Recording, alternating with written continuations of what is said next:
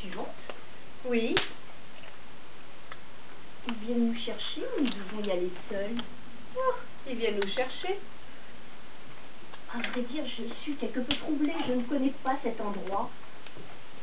C'est ma première audition. Vous connaissez? Oui, par oui dire.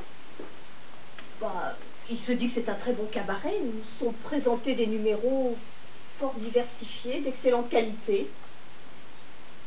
Dites donc, ça avait l'air drôlement bien ce que vous faisiez tout à l'heure. C'est votre première audition? Ah non. Et jusqu'à maintenant, ça s'est passé comment? Plus ou moins bien. Ils sont parfois des meilleurs que vous? Parfois. Mais vous savez, ce ne sont pas nécessairement les meilleures qui sont prises. On vous choisit pour des tas de raisons. Le métier, bien sûr, mais aussi la plastique, le sourire. L'éducation? Ah, pas vraiment. Vous savez, j'ai fait des études, mais je n'ai jamais travaillé. Mon mari gagnait très bien sa vie. Et il préférait que je m'occupe de la maison. Oh, une maison, c'est pas rien, hein. Assureur, il était assureur. J'ai 3 enfants. 7, 5, 3. Ils sont gentils. Vous avez des enfants? Oh non. Et je fais très bien la cuisine. Surtout les plats en sauce. Enfin, les desserts aussi, mais il m'arrive parfois de rater le caramel. Oh, c'est plus compliqué que ce qu'on veut bien le dire. Bon, je sais bien que pour l'audition, on va pas me juger à la consistance de mes purées de pommes de terre, hein. Oh, ça c'est peu probable. Oh, c'est dommage. Je l'ai fait très bien, sans grumeaux. Oh, vous savez, j'ai connu des moments difficiles. J'ai aimé mon mari, je l'ai connu à 18 ans. Je n'ai connu que lui. Et puis il m'a quitté. J'ai eu envie de me suicider. Mais j'ai pensé à mes enfants. 7, 5, 3. Oh, je ne pouvais pas les laisser seuls.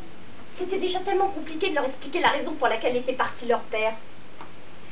Et dites donc, mais on vous a convoqué à quelle heure? 16h30. À moi, à 16h45. Il est 16h47. Enfin, à ma montre, il est 17h02. Oui, ma montre avance d'un quart d'heure. Enfin, plus exactement, c'est moi qui fais avancer ma montre d'un quart d'heure. C'est une habitude idiote que j'ai trouvée pour ne pas être en retard. Mais finalement, chaque fois que je regarde ma montre, je l'avance d'un quart d'heure. C'est idiot, non? Je suis passée dans la grande salle, ils ont questionné une grande blonde avec des moustaches, celle d'un chat dessiné dessus de là. Des grandes oreilles. Un peu trop maquillée d'ailleurs, vous la connaissez? Oui, on a souvent travaillé ensemble. Ensemble? Oui, enfin je veux dire dans les mêmes cabarets. Ils sont 2 à faire passer l'audition. Un petit gros à l'air sournois et un grand à l'air efféminé. Et vous les connaissez? Non. Le plus gros à l'air sournois qui m'a indiqué où se trouvait ma loge. Oh, il m'a regardé déjà bizarrement, comme si j'avais pas l'air à auditionner. Et puis finalement, il me l'a quand même indiqué. Et il s'est tourné vers un grand à l'air efféminé en lui disant « C'est la dernière, on verra bien. Mais vous pensez que c'est mieux de passer en premier ou en dernier ?» Oh, j'en sais trop rien. Ils ont commencé les auditions à 10h. Je le sais parce que j'étais là à 9h. Oh, vous étiez là à 9h. Bah oui. Sur le trottoir d'en face, je voulais voir les autres. Les autres quoi? Bah les autres filles. Avec nous, ils en auront auditionné 40. Vous savez, moi il y a 3 mois, je me suis présentée à un emploi de vendeuse. Nous étions une vingtaine, mais là, c'est plus dur. Et le caramel, c'est rare que je le rate. L'emploi de vendeuse, bah, je l'ai pas eu. Vous avez une formation danseuse? Oui, enfin, oui et non. Et votre mari? Il vous a quitté quand? Il y a 6 mois. Nous avons vécu 10 ans ensemble. 10 ans de bonheur.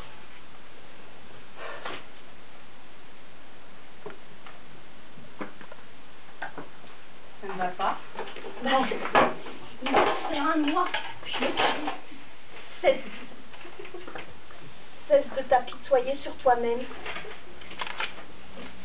Pourquoi ne pas pousser les meubles du salon contre le mur et te remettre à danser toute seule? D'accord. Enfin, de là à vous présenter ici, dans une boîte à striptease. Mais si je peux présenter quelque chose de neuf, qui puisse surprendre, quelque chose qui mêlerait du théâtre et de la danse, ça pourrait peut-être compenser mon manque de plastique. Vous avez la poussière là, c'est le costume. Merci. Je sais ce que c'est. C'est de la cendre. De plus en plus de gens demandent à être incinérés, ça devrait être interdit.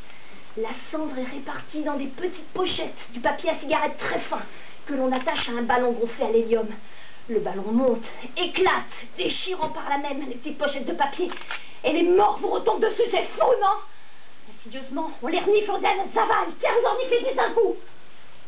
Autrefois, les gens qui demandaient à être incinérés souhaitaient que leur cendre soit répartie en race campagne ou jetée à la mer. Aujourd'hui, ils veulent tous partir en ballon, ça les amuse. Je veux bien comprendre que l'idée de mourir ne soit pas très drôle. Mais de là à nous transformer en urne, et qui plus est collective, moi je dis que c'est malsain. Moi j'ai demandé à être enterrée. Et vous? Bah, vous plaisantez. Ah si, je vous assure, c'est vrai, hein. Mais dites donc, c'est drôlement long pour votre ami. Eh ben ça, c'est plutôt bon signe.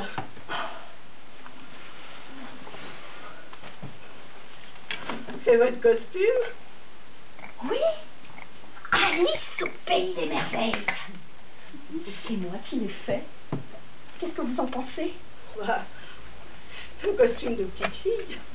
Ben oui, Alice. C'est amusant, non? Quoi donc? Moi en Alice, vous en lapin. Et derrière, tapis dans l'ombre, il y aurait le chat. On ne le voit que par son sourire. Non, plus exactement, il grimace. Vous savez, c'est vraiment vrai. Je m'appelle Alice. Mais je vous crois. Quant à ce qui est de votre costume, eh bien finalement c'est un bon choix. Oui, je crois que le public va aimer. Dites. Quoi donc? Je vous l'ai dit, c'est ma première audition.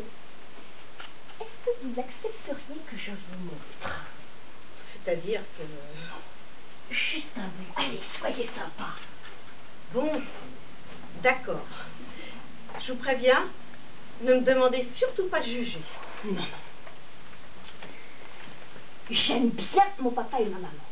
Ma maman, c'est la plus jolie des mamans. Elle est jolie, ma maman. Mais des fois, mon papa lui crie dessus. Et là, c'est plus la plus jolie des mamans. Mon papa, il dit comme ça qu'émotion qu'une petite queue, que les dames n'en ont pas. Maman est d'accord avec ça. Et un jour, elle lui dit qu'il a une petite queue.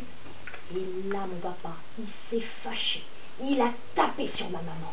Et il lui a coupé la tête. Avec un couteau électrique. Un de ceux que j'avais acheté à la fête de ma maman. La tête de ma maman est tombée par terre, un pointu. Mon papa a shooté, même que ça fait mal, un pointu. Et la tête de ma maman a roulé. Oh, même que ça fait peur. C'était la première fois que je voyais la tête de ma maman rouler sans le reste de ma maman. Alors j'ai dit, méchant papa, méchant papa. Et mon papa, pris le remords, il s'est coupé la tête. Oui, c'est comme ça que ça s'est passé. C'est ce que j'ai raconté au monsieur de la police lorsqu'il m'a interrogé. Maintenant, je suis chez mon pépé, ma aimée. Je crois qu'on va bien s'entendre ensemble.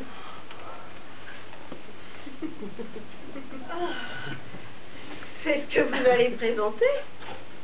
Bah oui. Ça n'a rien à voir avec la danse. Mais je danse après, là, je vous ai pas tout montré. Vous n'avez pas aimé? Si. Je pense pas que ce soit le genre de la maison. Les gens viennent ici pour s'amuser, pour voir des filles dévêtues, pour fantasmer.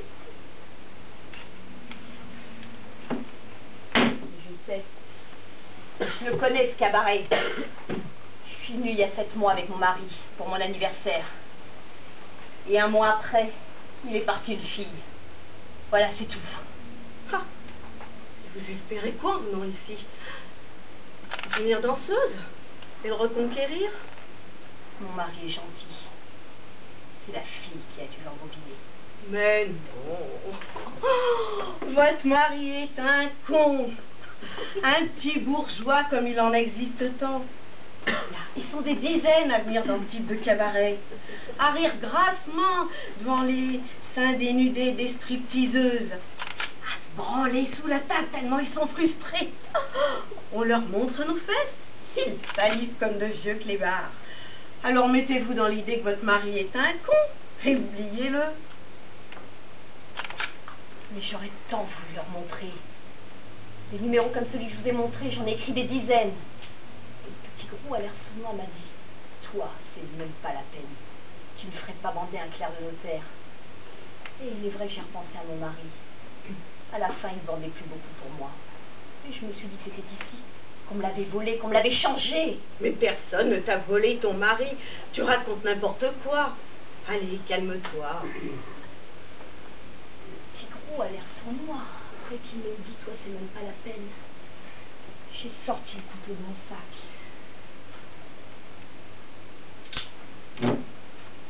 Je lui ai enfoncé contre le cou. J'ai tranché ça assez vite. Le grand a l'air efféminé qui est assis sur une chaise. Dans le noir, il y avait la musique. Je suis passée par derrière. J'ai attrapé la tête par les cheveux. Et j'ai enfoncé le couteau. Votre copine en a profité pour faire coulisser son string entre ses cuisses. Elle ne s'est rendue compte de rien. Et lorsqu'elle nous a vus, s'est mise à hurler. Le cri m'a tétanisé. Le couteau est passé à travers le cou du type. Et je me suis retrouvée en train de tenir une tête par les cheveux. Le corps a basculé en avant. J'ai lâché la tête. Elle est tombée par terre. Votre copine s'est mise à courir. Elle est tombée à plat ventre. Je l'ai retournée. C'est fou ce que je pouvais haïr cette femme. Elle avait des seins gros comme des obus. Moi, mes petits seins tombent avec mes grossesses. Elle avait un truc blanc à l'intérieur. C'était quoi? Du silicone.